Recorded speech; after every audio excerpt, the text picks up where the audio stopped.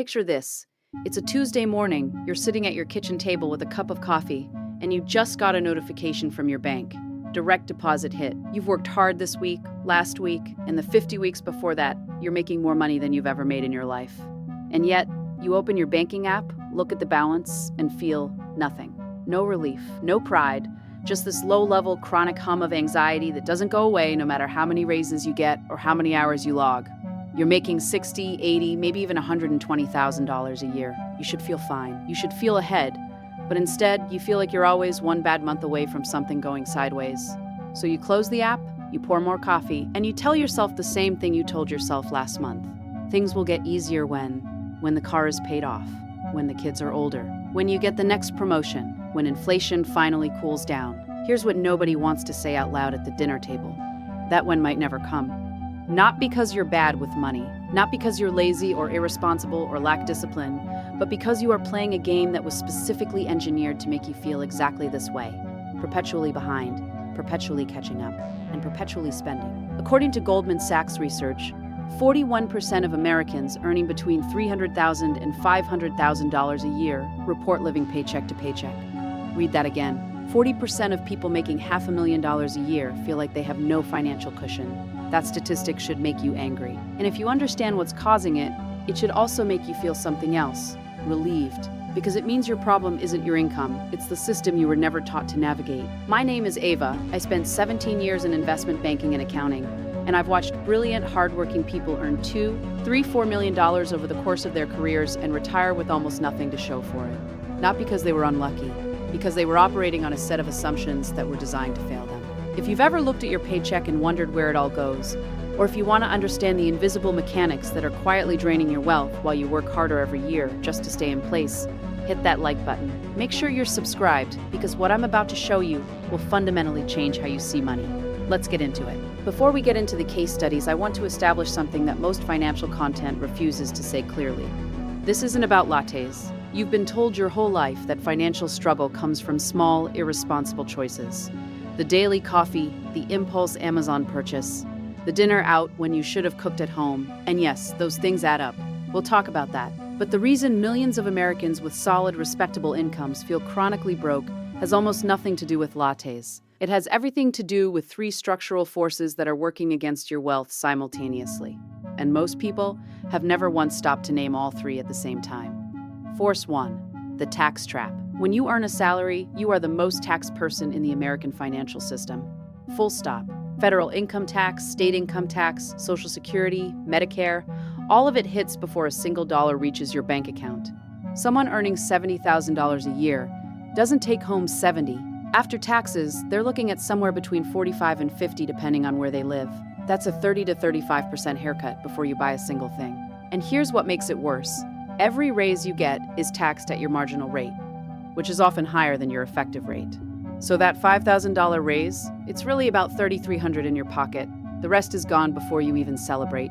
Most people mentally budget the full raise and then wonder why they feel no different. Force 2, inflation on your existing life.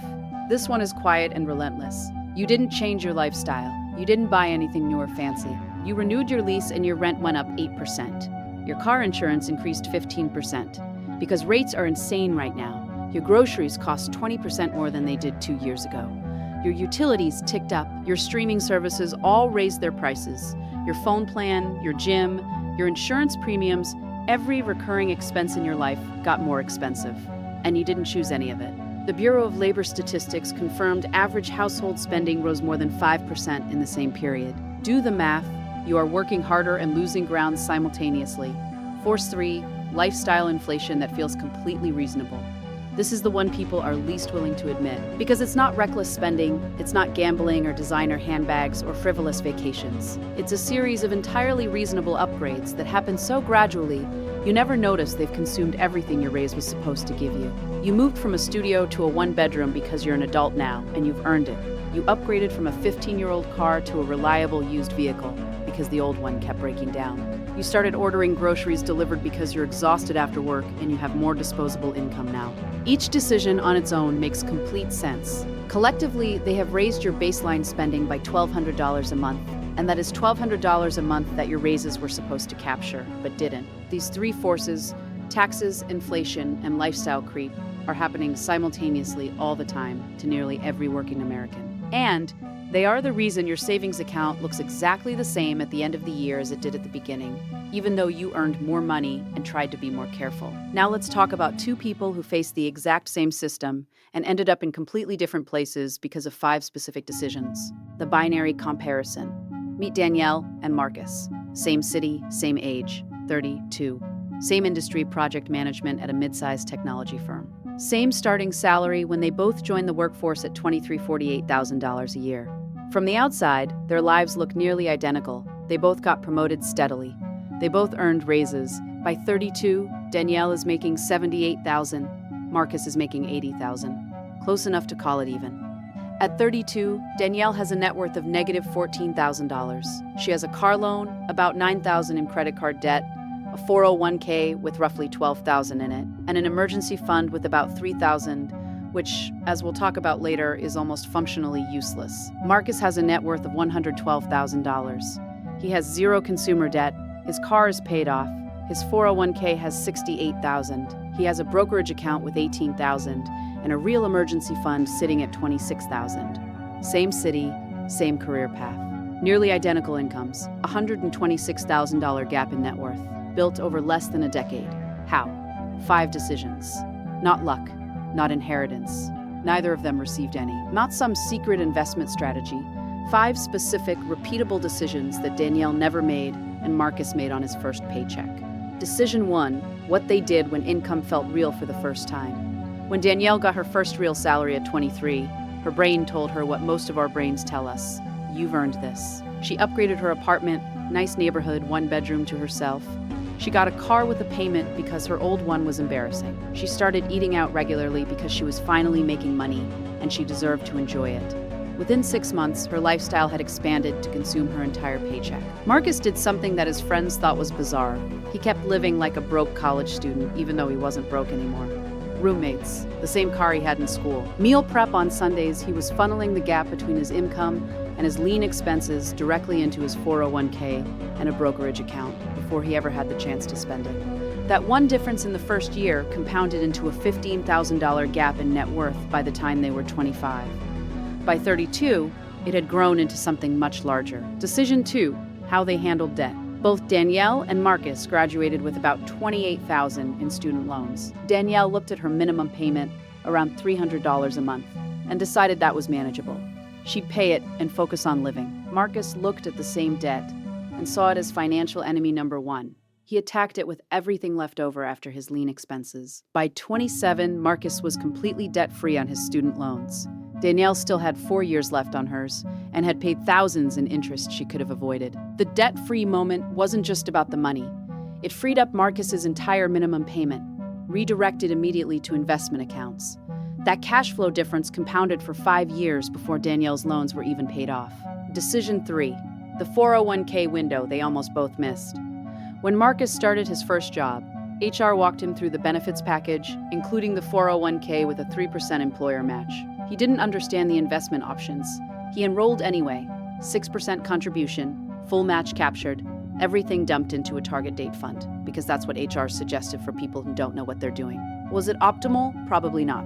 Was it infinitely better than nothing? Absolutely. Danielle got the same presentation. She got overwhelmed and decided she'd figure it out later. Later became 2 years later. 2 years of employer match she never captured. 2 years of compound growth she will never get back. By 32, that delay alone had cost her approximately $22,000 in what her account should have been, including foregone employer contributions and market growth. Decision 4, what they did with windfalls. Over 9 years of working, both Danielle and Marcus received various windfalls: tax refunds, work bonuses, birthday money from family, occasional freelance work. Over the decade, these probably totaled $30,000 to $40,000 each. Danielle treated windfalls as lifestyle rewards: tax refund, vacation, bonus, new furniture, birthday money, wardrobe refresh. These weren't irresponsible decisions in isolation. They were just choices that produced 0 long-term wealth. Marcus had a rule he set at 23 and never broke. 75% of every windfall goes directly to debt payoff or investment accounts. The other 25% was his to enjoy guilt-free.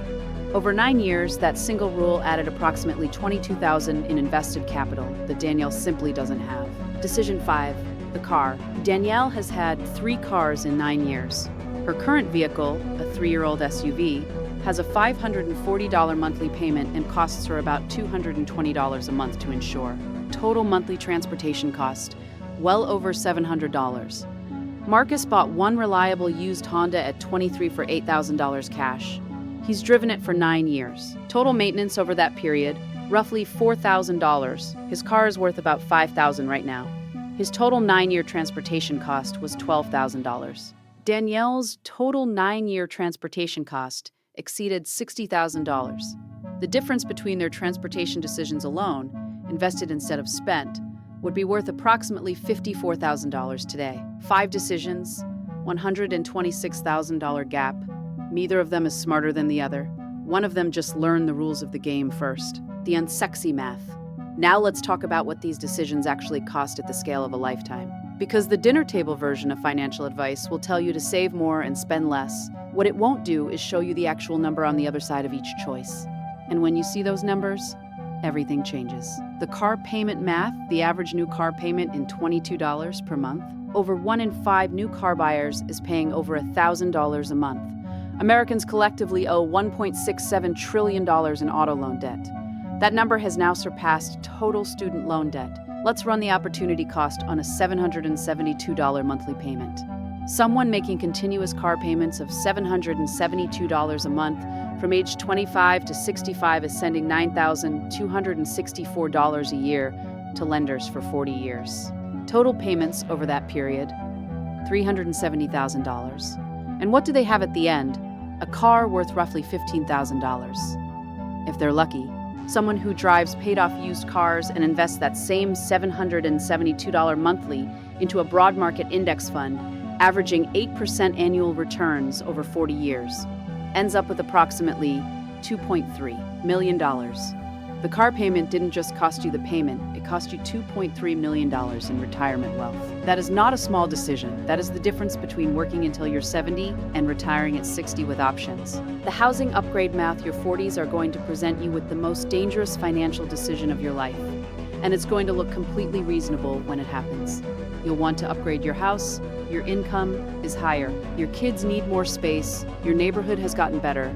The upgrade from a $350,000 home to a $600,000 home will increase your monthly housing costs by roughly $1,500 to $2,000. That $1,500 per month invested from age 40 to 65 at 8% annual returns becomes approximately $1.3 million in retirement wealth. The house upgrade didn't just cost you a nicer house, it cost you $1.3 million. Most people who make that decision don't realize they are trading their retirement security for square footage they'll spend most of the week at work not using. The raise disappearance math. You got a $5,000 raise this year, maybe $7,000 if you negotiated well. That raise is going to feel like absolutely nothing. And here's the mathematical reason why. Federal and state taxes immediately take 30 to 35%. Your $5,000 raise becomes $3,300 in your pocket before you've done anything at all. Inflation running at approximately 5% on your existing $50,000 of annual expenses means your purchasing power dropped $2,500 just to tread water. You're already negative $1,200 before you've spent a cent on anything new. And then lifestyle creep arrives right on schedule. You feel like you can afford to upgrade the apartment, or keep the delivery app subscription you've been meaning to cancel, or add the gym you've been promising yourself. Each individual choice seems completely reasonable. Collectively, they have consumed your raise before you ever had a chance to build with it. This is the raise disappearance trap, and it runs on autopilot unless you intervene deliberately and immediately. Before the first paycheck with the new amount hits your checking account. The subscription erosion math, this one feels too small to matter. That's exactly why it's so effective. The average American household is now spending on streaming services, food delivery apps, subscription boxes, premium apps, and digital memberships somewhere between $200 and $400 a month. Nobody sat down and decided to spend $400 a month on things they mostly ignore. It accumulated gradually, one $11 per month decision at a time. $400 a month is $4,800 a year. Invested at 8% returns over 30 years, that $4,800 annually becomes $600,000. You don't have $600,000 of subscriptions. but the subscriptions you barely use might be costing you exactly that amount in future wealth. The emergency fund illusion math. Here's a number that should alarm you. 60% of Americans cannot cover a $1,000 emergency expense from savings without going into debt. 60%. And the ones who do have emergency funds, most of them have the 3 to 6 months that conventional wisdom recommends, which sounds responsible until you actually run it through a modern emergency. Average job search in 2026, 4 to 8 months. Average emergency car repair in $2,200, $2,000 to $3,000. Average unexpected medical bill with insurance, $3,000 to $5,000. Average cost of relocating for a new job, $5,000 to $8,000. A 6-month emergency fund built on pre-emergency expense calculations often runs out in 4 months when a real crisis hits. Because emergencies are more expensive than budgets, they compound on each other, and your spending goes up during a crisis, not down. The 3 to 6 month rule was written for an economy that hasn't existed for 20 years. Let's talk about the treatment. Here is the exact 4-step algorithm for escaping the quietly broke trap, regardless of whether you're starting from zero or starting from behind. This isn't motivational fluff. This is a mechanical sequence with a specific order that matters. Step 1. Stop the bleeding. Today. Before you invest a single dollar, before you open any new accounts, before you do anything else, you need to find the leaks. Pull up your last 3 months of bank statements and credit card statements, every transaction. Print them out if you have to. Go through them line by line with a highlighter. You're looking for 3 categories: things you use regularly and value, things you use occasionally but could live without, and things you're paying for that you forgot you were paying for. That 3rd category is going to shock you. Subscriptions you signed up for and never canceled. Apps you downloaded and haven't opened in 8 months. Gym memberships you keep because you intend to go. Insurance riders you don't remember adding. Services that auto-renewed without your conscious decision. Cancel everything in the 3rd category today. Not this week. Today. Set a calendar reminder to repeat this audit every 90 days. Then, and this is critical, calculate your real monthly number. Not what you think you spend, what your bank statements prove you actually spend. Most people discover they are spending $200 to $600 more per month than they believed. That gap, captured and redirected, is your wealth engine starter fuel. Step 2. Build a real emergency fund, not a fake one. The conventional advice says 3 to 6 months of expenses. In 2026, that advice is dangerously outdated, and I'm going to tell you why. The modern emergency isn't one thing, it's a cascade. You lose your job, that's one emergency. Then your car needs repairs because you're driving more for interviews. That's a 2nd emergency landing on top of the 1st. Then you need to potentially relocate for the new position, 3rd emergency. Each of these individually might be covered by a 3-month fund. All 3 hitting within a 5-month window, you are in debt before you've started your new job. Your target should be 12 months of actual expenses, not your budget, your real expenses, the number your bank statements prove, not the number you wish were true. I know that sounds like a lot. I know the opportunity cost argument, that money could be invested. You're right, it could be. But the cost of going into high-interest debt during a crisis is mathematically worse than the opportunity cost of keeping cash in a high-yield savings account. Liquidity is oxygen. You can't compound your way out of a crisis if the crisis forces you to sell at the worst time or put everything on a 22% APR credit card. Park this money in a high-yield savings account, not your regular checking, not your regular savings. A separate account at a separate bank with no linked debit card. You want just enough friction between you and this money that you can't spend it impulsively, but not so much that you can't access it in 48 hours when you genuinely need it.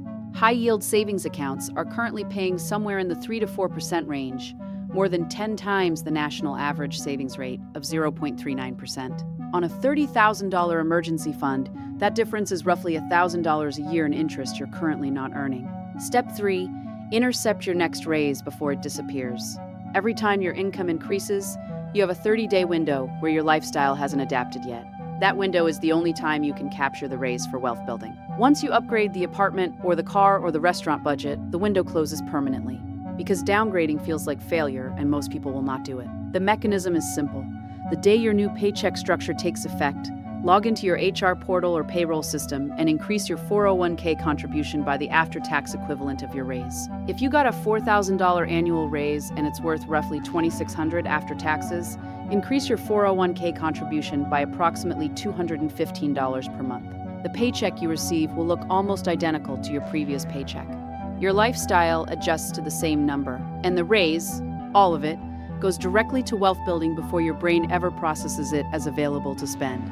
Do this every single time you get a raise, without exception. The people who build serious wealth on ordinary incomes do not rely on willpower to save what's left at the end of the month. They automate the saving first and spend whatever remains. The sequence matters more than the amount. While you're in your HR portal, make absolutely certain you are capturing your full employer match. This is a guaranteed 50 to 100% return on your contribution before the market does anything. Leaving employer match on the table is the financial equivalent of turning down free money at the ATM. It doesn't matter what else is happening in your financial life.